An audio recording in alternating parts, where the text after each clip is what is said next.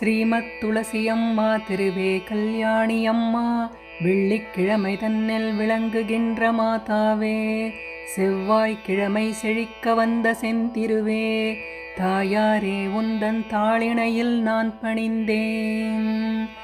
பச்சை பசுமையுள்ள துளசி நமஸ்தே, பரிமளிக்கும் மூலக் கொழுந்தே நமஸ்தே, அற்ப பிறப்பை தவிர்ப்பாய் நமஸ்தே, அஷ்ட ஐஸ்வர்யமளிப்பாய் நமஸ்தே, ஹரியுடைய தேவி அழகி நமஸ்தே, அடைந்தார்க்கு இன்பமளிப்பாய் நமஸ்தே, வனமாலை எனும் மருவே நமஸ்தே, வைகுண்டவாசியுடன் மகிழ்வாய் நமஸ்தே.